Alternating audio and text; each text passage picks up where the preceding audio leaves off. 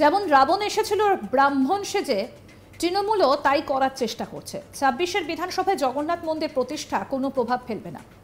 Vote মানুষ দেবে, ভগবান তো দেবেন না। আর ভগবান সব জানে কার মনে কি আছে। রাম মন্দির স্থাপনা হলো, বিজেপির ভোট তো বাড়লো না, কমে গেল। মন্দিরের জায়গায় মন্দির থাকবে, ভগবানকে নিয়ে রাজনীতি নয়। আমরাও ভগবানের বিরুদ্ধে নয়, আমি নিজেও যাব সুযোগ পেলে সেই জগন্নাথ মন্দিরে। এই মন্তব্য করেছেন দিলীপ ঘোষ।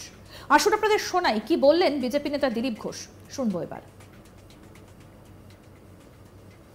রাজ্যের মুখ্যমন্ত্রী জগন্নাথ মন্দির উদ্বোধন করতে গেছেন, তার আগে তৃণমূল বলছে বিজেপি কেন্দ্রীয় সরকার একাধিক ট্রেন বাতিল করছে। ট্রেন কোথাও ট্রেন বাতিল করেনি। পুরী দীঘা যাওয়ার বেশ কিছু ট্রেন বাতিল, কোনো ট্রেন বাতিল হয়নি। ওনারা যদি বলেন বন্ধ করতে, ঠিক আছে, কোনো ট্রেন বাতিল হবে না। কেন বাতিল হবে? শিডিউল কোথাও চেঞ্জ হয়নি। ওনারা মিথ্যা প্রচার করছেন, যেমন জগন্নাথ দেব ভেসে এসছেন বলে একটা ভাঙা মূর্তি নিয়ে এসে দেখাচ্ছেন। দুজনকে ইমামদের সম্মেলনে দুটো ওদের পার্টির মস্তানকে সাধু সাজিয়ে নিয়ে গেছে। তো বাল্মীকি যেমন হয়েছিল, আর যেমন রাবণ এসেছিল ব্রাহ্মণ সেজে, তো ওরাও তাই করার চেষ্টা করছে। বাংলার মানুষ চিনে গেছে। সর্বনীয় রাজনীতি বলছে দীঘার জগন্নাথ মন্দির নিয়ে কি ২৬-এর নির্বাচনে কিছু এক্সট্রা ভোট তৃণমূল? না, ভোট তো মানুষ দেবে, ভগবান তো দেবেন না। আর ভগবান সব জানেন কার মনে কি আছে, কেন কে করছে। রাম মন্দির স্থাপনা হলো, তো বিজেপির ভোট তো বাড়লো না, কমে গেল। মন্দিরের জায়গায় মন্দির থাকবে, ভগবানকে নিয়ে রাজনীতি নয়। আমরাও ভগবানের বিরুদ্ধে নয়, আমি নিজেও যাব সুযোগ পেলে সেই জগন্নাথ মন্দিরে। জগন্নাথ পুরী থেকে এত দূর চলে এলে আমরা একটুখানি যাব না? মমতা ব্যানার্জি ভাবছেন যে জগন্নাথের নাম করে বৈতরণী পার হবেন, সেটা হবে না। জগন্নাথ হচ্ছেন জগতের নাথ, সব তার নখদর্পণে আছে। আর জগন্নাথের বৈশিষ্ট্য হচ্ছে তার চোখ আছে বড় বড়, হাত নেই পা নেই, মানে সব দেখেন উনি, উনি সব দেখছেন। পাপ তাপের ঘোড়া ভরে গেছে। শিক্ষকদের রাজপথে আন্দোলন, ধর্ণা, অবস্থান, বিক্ষোভ নিয়ে দিলীপ ঘোষ বলছেন, যাদের ক্লাসরুমে শিক্ষাদানের কাজ তারা আজ রাস্তায় বসে রয়েছেন। এতেই বোঝা যায় এ রাজ্যের শিক্ষা ব্যবস্থা কোথায় পৌঁছেছে। তিনি আরও বলেন, বাতিল হওয়া ৮,০০০ অযোগ্য শিক্ষকদের মদত করতে গিয়ে তিনি ১৮,০০০ যোগ্য শিক্ষককে বলি দিলেন। এতে প্রমাণ হয় দুর্নীতি তার সরকার করেছে। পাশাপাশি অশিক্ষক কর্মচারী এবং চতুর্থ শ্রেণীর কর্মীদের জন্য ভাতা নিয়ে তিনি বলেন, কোথা থেকে দিদিমণি এ টাকা দিচ্ছেন? দান ভর্তুকিতে রাজ্য চলে না, কলকারখানা তৈরি করে লোকেদের কাজ দিতে হবে। পাকিস্তানের পতাকা পোড়ানো প্রসঙ্গে বিজেপি নেতা দিলীপ ঘোষ বলছেন, কোনো দেশের সরকার অশান্তি করলে বা কিছু লোক গন্ডগোল করলে তার জন্য আমাদের কেন্দ্রীয় সরকার আছে। নরেন্দ্র মোদী ঠিক সময়ে জবাব দেবে।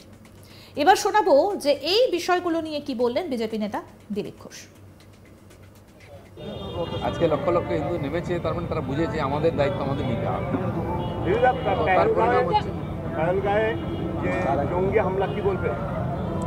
বলা তো হয়ে গেছে, এবার কিছু করতে হবে। সরকার শুরু করেছে, এপাশে জঙ্গিদের বাড়ি উড়িয়ে দিচ্ছে, সমস্ত পাকিস্তানের সঙ্গে সম্পর্ক ছেদ করেছে। জল যেমন আগে আমরা অন্যায় করলে গ্রামে কেউ ধোপানাপিত বন্ধ করতাম, আগে আমাদের সরকার পাকিস্তানকে জল বন্ধ করেছে। এখন সমস্ত মিডিয়া, যোগাযোগ, ব্যবসা বন্ধ করে দিচ্ছে। পৃথিবীর থেকে তাকে আলাদা করতে হবে। আর দুনিয়ার সমস্ত দেশ নরেন্দ্র মোদীকে সাপোর্ট করেছে যে আপনি যা করবেন ঠিক, ভারতের সঙ্গে আছে।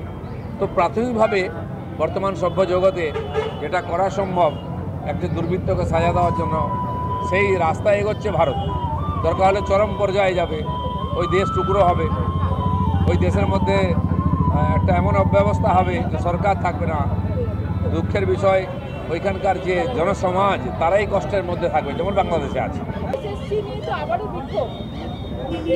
দেখুন, এসএসসি হোক বা টেট হোক, দুর্নীতির বিরুদ্ধে লড়াই চলছে, বিক্ষোভ চলছে, তো গণতান্ত্রিক পদ্ধতি, কিন্তু সমাধান নাই। যে সরকার আছে সে সমাধান চায় না। আরজি করের মতো এত অমানবিক ঘটনাকে চাপা দেওয়া হলো, 26,000 চাকরি গেছে, কোনো দুঃখ নাই।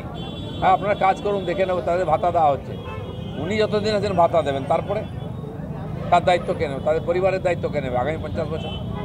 তো এইগুলো হচ্ছে চালাকির রাজনীতি। এই করতে করতে যেমন মানুষের সয়ে গেছে না, গরম জলেতে ব্যাঙের কোনো কষ্ট হয় না শেষে, আমাদের বাঙালিদের তাই হয়েছে, সয়ে গেছে। কিন্তু সইলে তো হবে না।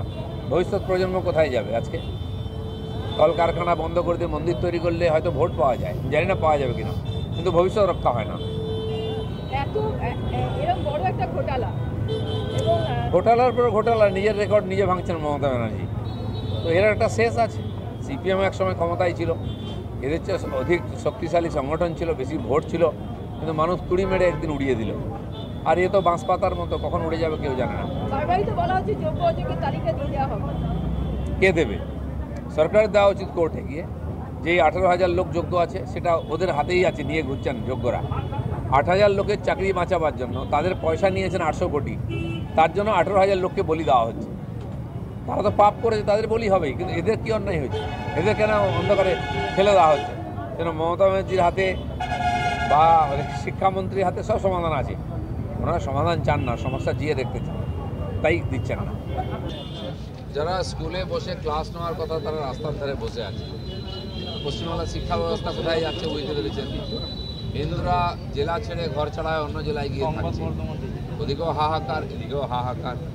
মমতা ব্যানার্জি এই সমস্ত কিছু সমাধান না করতে পারে মন্দির করে ভগবানের কাছে ক্ষমা চাইছেন যদি পাপক্ষয় হয়, কিন্তু হবে না, পাপের ঘোড়া ভরে গেছে। 30 এপ্রিল তো জগন্নাথ দেবের মন্দির দীঘাতে উদ্বোধন হচ্ছে। যখন মানুষ সবগুলো ভরসা ছেড়ে দেয় তখন ভগবানের কাছে যায়। মমতা ব্যানার্জির কারোর উপর ভরসা নেই, ওনার উপর কারো ভরসা নেই, তাই জয় জগন্নাথ চলছে। সামনেই তো বিধানসভা ভোট আসতে চলেছে, ইতিমধ্যে সবাই লড়াই শুরু করেছে। যদি দল চায় আপনি কি বর্ধমানে কোনো আসনে দাঁড়াবেন? দেখা যায় ইলেকশন তো আসুক, এখন থেকে গোপে তেল দিয়ে কী লাভ। আজকের কর্মসূচি মানে আপনার আজকের কর্মসূচি? আমি মেদিনীপুরে ছিলাম, এই যে 26,000 চাকরিহারা, 26,000 চাকরিহারার তাদের বিরুদ্ধে মানে এই ঘটনার প্রতিবাদে এবং হিন্দুদের উপর অত্যাচারের প্রতিবাদে সব জায়গায় জেলায় জেলায় মিছিল হচ্ছে, তাই মেদিনীপুরে ছিলাম আমি। ওখান থেকে কালকে জঙ্গিপুরে আছে, উত্তর মুর্শিদাবাদে, ওখানে যাচ্ছি, রাস্তায় আপনার সঙ্গে দেখা হবে। আজকে কলকাতাতে অর্জুন সিং পুলিশকে মারার কথা বলেছেন, যে পুলিশ মমতাকে সাহায্য করছে এমন কথা উনি বলেছেন।